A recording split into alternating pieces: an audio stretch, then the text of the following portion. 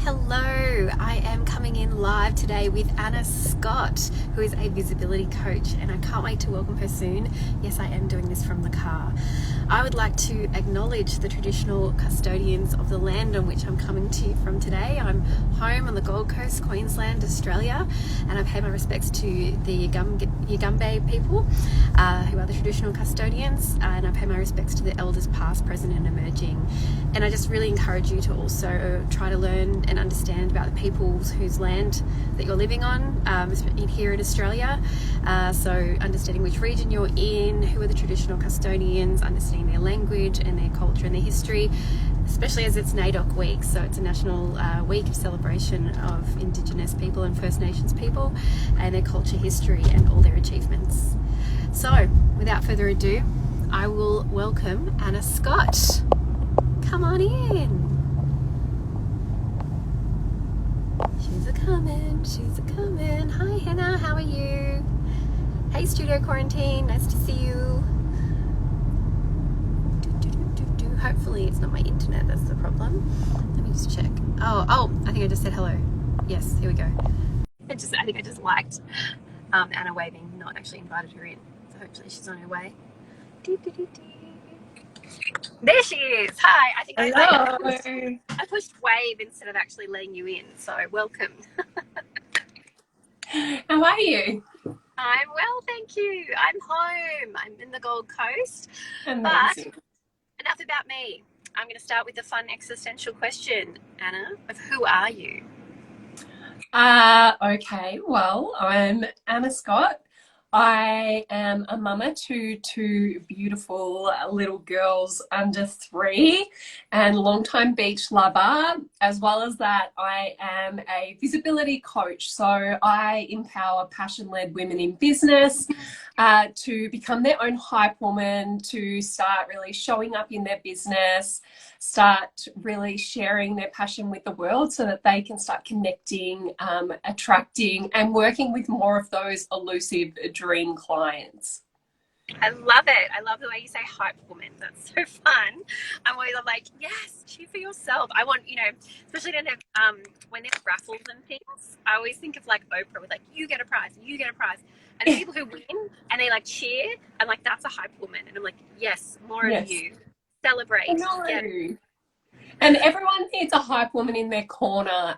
But I think the trickiest thing for people is actually being their own hype woman. There's so much, I know, like past childhood issues around, big noting yourself and showing off and all the things you were told not to do. And actually, we should be doing it. And if we're worried about showing off, then we'll never be showing off, because the people who love to show off, they don't even think about it. It's just second nature. So I have no idea what you're talking about, Anna. I call it, well, actually an article, someone posted an article the other day and they were like, talking about bragging, and they were like, I don't know what to talk to my children about in terms of this. And he's like, I feel like the social media generation is all about bragging. But he's like, do I call it a humble brag or do I call it a brag? And I say, like, celebrate your achievements. And it was really interesting. And I was like, I think you can still be humble and brag. But it's like, if you're not talking about you, then who will? exactly. And how do other people know how to talk about you if you aren't talking about yourself? So, Yeah, absolutely. you know, They're creating a story without you having any control over it. So, but in your name there is Anna Scott PR, and so you have a background in PR. Tell me a little bit about that and how you came to be where you are today. Sure. So, I studied PR way back when, and I've worked with some of Australia's biggest brands on their PR strategies. So, the likes of Maya, Rip Curl, Typo, Supre, Cotton On Kids, you name it.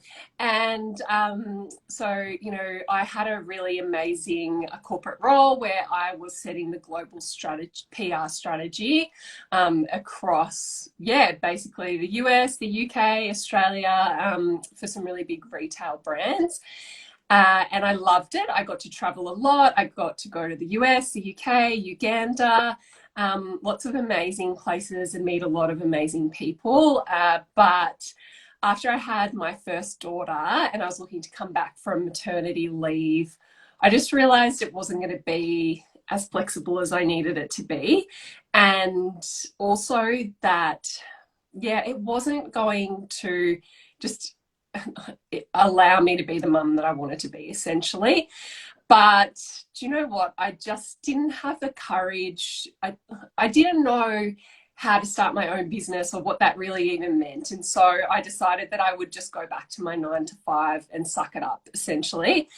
But the world definitely had other ideas in mind for me. And I literally had been back at work for 6 full days and COVID hit. And because my role was so specialist, it was made redundant. And so I was kind of in this tailspin of like, okay, what do I do now? I just got my daughter set up in childcare. You know, I had got into the frame of mind that I was going back to this job and whatnot. So anyway, I was like, do you know what? Honestly, I was pissed for a few days for sure. And then I was like, I need to get out of this negativity mind frame. And so I decided that I needed to focus on something. So I was like, let's fill in those business gaps that I have in terms of what it means to start my own business, and just go for it. The universe is saying to me right now that it's your time. Let's start doing this thing. And so, yeah, I signed up to some business groups. I got a business coach. But as I started kind of building out my network, and meeting all these amazing women who were doing such incredible things within their industry, I saw that there was a real gap, and that a lot of them were missing the opportunity to share their message, share what they do on a bigger scale. And I realized that my PR and kind of, I had a background in branding as well, could really help women to kind of elevate their brand, really start confidently talking about what they were doing, and just share it on a bigger scale. And so that's kind of where my business grew from. And yeah, I've been working in my own business for a couple of years now. Mind you, I have had another child in that time, so I'm also juggling 2 little toddlers. So yeah, it's a balance. But yeah, I'm loving it. I love all the women that I get to work with, and similar to you, Emma, you know, just having that energy and passion around you all the time is just awesome. Yes, and you do work with women. So why? And I mean, you've said a little bit about it, but like, why did you choose women and sort of more primarily, and then I guess female business owners as well? Yeah, I just felt that I was in a similar situation to a lot of them. I found that a lot of the clients that have come to me have wanted more of a flexibility. They wanted to build a lifestyle for themselves and have their work and what they do work around that. And so I felt that that connection was really strong. And it's not to say that if a male wanted to work with me or someone else that I wouldn't work with them, but I've just found that the connection, the understanding, and the ability for me to be able to help them to get clear on their message and kind of draw out their brand story and things like that has been much easier with females. Yeah, and you know what? One of my clients gave me this beautiful gem of your mess is your message, and it's like it's the same thing. It's like you are, well, your clients are you a few years ago, you know, or it's what you Yeah. needed and what you need support with. And I'm sure we are the same. You know, we're still practicing what we preach. We're still doing, you know, we sit here and support clients and guide them and tell them, you know, you could be doing this and you could be doing that, and then you're looking at your own stuff and going, oh yeah, I probably should be doing that too. Yes, totally. Yeah, No, we're I really know. working, and that's, you know, that's how we met, is being that we were online. We met through Instagram, and so, and it's because we were both visible to one another, and we met through Amy Bet, which is amazing. But like, why is that important? Why is being visible online important? Yeah, I think that in this digital space, there is just so much noise. And often we can get really caught up in, say, like the social Instagram hamster wheel, or, you know, focusing on the next trend and the next thing. And, you know, a lot of the times my clients come to me and it's like, you know, what have you been doing to connect with your people, to grow your audience, and reach new audiences? Yes, it's amazing that you've got this community that sits with you on Instagram, but where are your other connection points? So I guess what PR and focusing on your visibility does is allow you to tap into other channels to start meeting your people more where they're at, so that you can attract them to those channels and start growing that community that you're, you know, putting so much time and effort into. So yeah, it's really about showing up in multiple places, because, you know, everyone's talking about, what if Instagram just shut down tomorrow? What would you do? How would you get clients? So it's just making sure you've got all, you know, your ducks in a row and a few little bits and pieces going on, so that if, lo and behold, that happened, you can still be found, you can still be seen, you can still be connecting and, you know, attracting your dream clients. Yeah, absolutely. And it's never just that one channel, is it? And what is something so interesting is, I think that people find, they think that if they're not getting engagement or they're not getting people writing back to them, that they're not being seen. But I find, especially with a channel like LinkedIn, and you and I are going to talk a bit more about LinkedIn in the future, is people look at that. There's a lot of voyeurs, there's a lot of watching. There's some crazy statistic of there's like millions or maybe a billion people on LinkedIn, lots of millions. And there's something like only 2% are posting. So if you're one of those 2% who is actively posting, you're going to be seen. And then I have people come up to me in real life who I haven't seen for ages, and I'll see them at something and they'll go, oh, so you've been doing this, or you've been doing that, or oh, it's great to see. Like, what? I haven't talked to you for like 3 years. And they're sitting there and they're watching everything. So that visibility is different to engagement. And I think people, it's like, just because you're not getting that instant reward of a client coming through or somebody starting a conversation, it doesn't mean that they're not there, and they're actually, and you're not getting referrals, word of mouth. I know this amazing girl who is doing this thing because she's talking about it on LinkedIn, you know. Or the other piece to that is just building credibility, which is a huge asset for, you know, female founders and entrepreneurs, really. You know, I always say this examples like, you know, I'm looking for a business coach. I go on to a couple of Facebook groups that I'm a part of, ask for recommendations.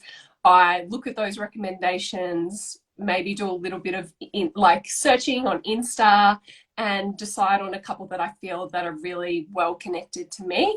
And then I go to their website, and what do? I'm looking for, you know, credibility tellers. So I'm looking for where they've been featured, where they're showing up. And if I see, you know, one of the coaches has been featured on a particular media publication, or they've written a guest post for a business that I know and already know, like, and trust, and the other one has none of those credibility markers, then I'm going to contact the person with the credibility markers first, because I feel that I can trust them. I feel like they're a source that is really credible and has some authority in their space. So that's another, you know, piece to the puzzle when you're looking at, you know, really getting visible as well. And that's something that, you know, when we keep saying PR, we sort of clear up that that is public relations. That's the actual term, but I think people don't really know what PR means. Like, I want PR, and they also think of it so often in that traditional media sense. But what we both know, and I'll let you elaborate on it more because this is your jam, but it's that third party endorsement. And that's that credibility and trust. It's not me telling you how great I am. That's advertising. That's promotion. It's not me saying work with me. It's other people and other media that you would trust saying, yeah, she's good. Yeah, she is who she says she is.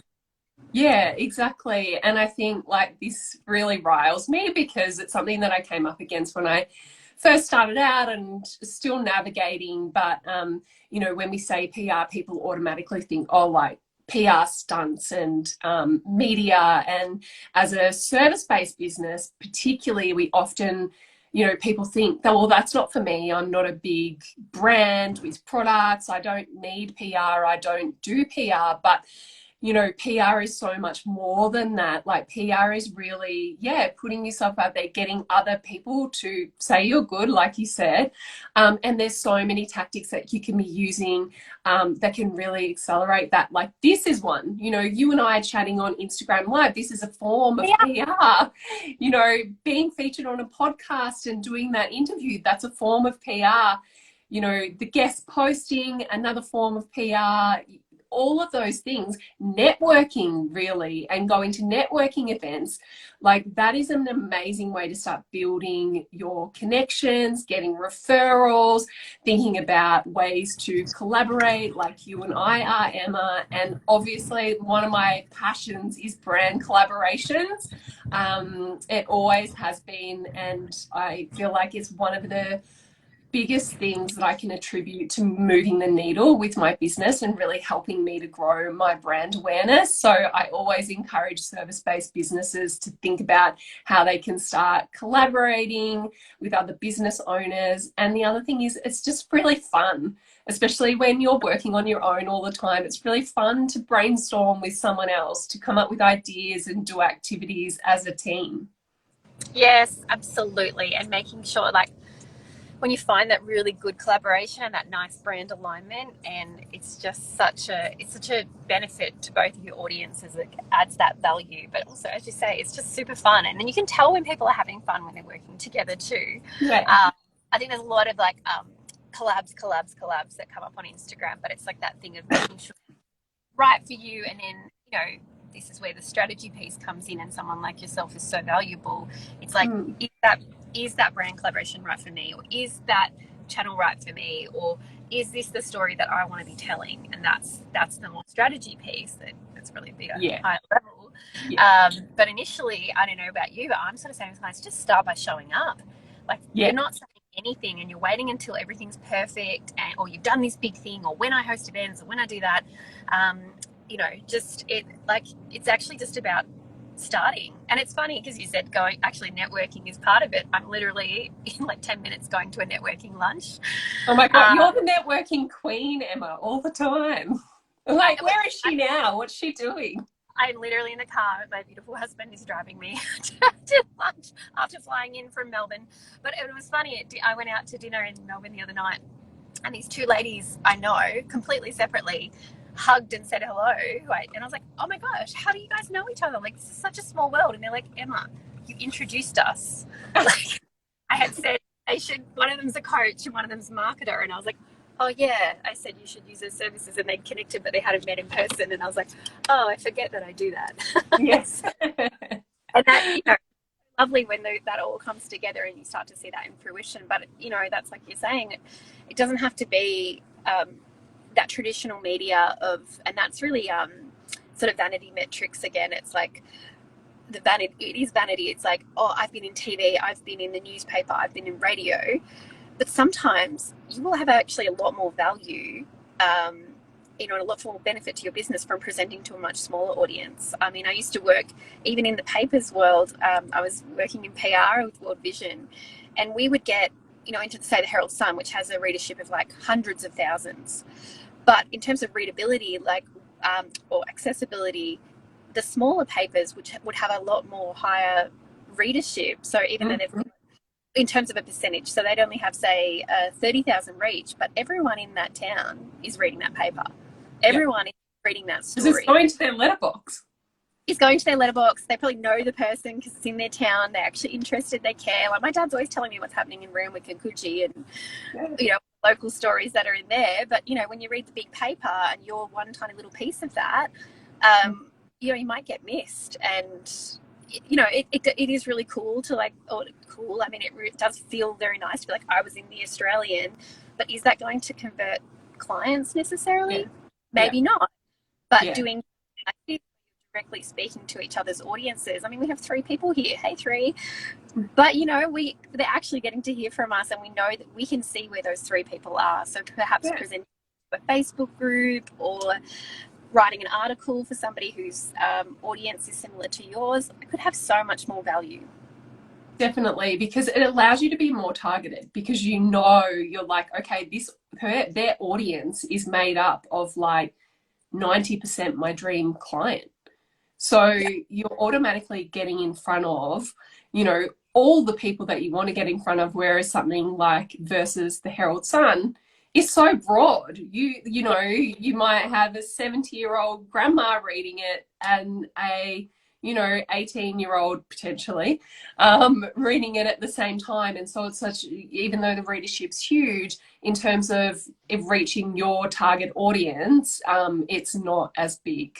They're definitely good opportunities for credibility, but if they don't align with your target audience, and I do say this with particularly service-based businesses, focusing on those smaller publications where you know who you're talking to can be so much more valuable, and you can be really targeted in what you share as well, and the call to action that you provide at the end to really drive, you know, whether it's brand awareness or database acquisition or whatever that end goal is, you can have a really clear call to action at the end. Yeah, yeah, it's so good. It just, I think it's just like broadening, and it doesn't have to be bigger is better, and that, you know, Mm. there are other ways to access visibility and ways to be seen that don't have to be the biggest. And I think that there are some really accessible ways. I've even said to some of my clients, you know, sometimes the way to get on into the business is to ask. And so, say if Yeah. you knew someone, wink, wink, with a podcast or an Mm. Instagram live, wink, wink, I don't know, Yeah. maybe talking to them right now, you could actually ask them, "Hey, I'd like to be on your Instagram live," and tell them Yeah. why. But I mean, go for the low hanging fruit. You know, I'm always Yeah. inviting people to come and speak to me, but I'm like, you could also ask. Yeah, Isn't that totally. pushing And I really think forward? starting to build those connections with people that you do want to partner with or appear on their publications, and genuinely building a relationship, because they're people, like there's people behind the business. So, you know, and also letting them know when you are pitching an idea or whatever it is, what is the value that you're going to provide that audience? Because that's key. They want to know what you're going to be able to give that audience for them to want to have you on the show. So, or whatever it is that you're pitching for. So I think whether it's talking to your audience, your own audience, or someone else's audience, it always comes back to what is the value that you can provide. So true. Like, I do, having a podcast, I do get people just writing to me, and it's like, thanks for telling me all about you, but you have not Yeah, provided in any of this pitch as to why it would be beneficial to my audience. Perhaps yes, that, and maybe I'll read the rest. But it's the biggest thing. It's like, open with, I would like to present to your audience because I can X. yeah, And why should I be that person? Because here you go, here's some more about me. But again, here's the things that I can contribute. And even when you and I spoke before we spoke about coming today, you were like, Emma, what would you like me to share with your audience? Like, what should we talk about? And it's like, yes, it's like, it's giving value. It's not just, oh, I'm going to come here and tell you all about my stuff. yeah, yeah, That's a no no. But yeah, exactly. it's really important to understand, yeah, the value, and the value for both of you. So in terms of you going and doing opportunities, I mean, they say any PR is good PR, but you know, we have a finite amount of time, so you know, That's everything right. Picking the all ones that are right for you.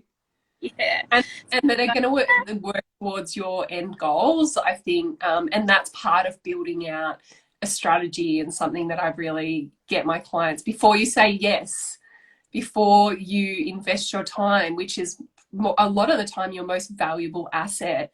Is this going to work towards, you know, one of my business goals, or, you know, one of my visibility objectives? And if not, maybe it's not the right opportunity, and it's actually okay to say no. You know, no, thank you very much. I'm really humbled, but it just isn't the right time for me, or it's not the right opportunity. It's fine to say no sometimes. Yeah, yeah. And I think it's nice what you said before as well. It's like recognizing that there is a relationship behind, you know, and we obviously already had, we've built that relationship. We've met. We didn't on the first time we introduced, go, hey, I'd like to be on your podcast. Hey, I can come on your Instagram. It was like we've talked, we've had some calls, Yes. we've worked together, and then it's like, oh, by the way, why don't we do one of these together? That's Yeah. there.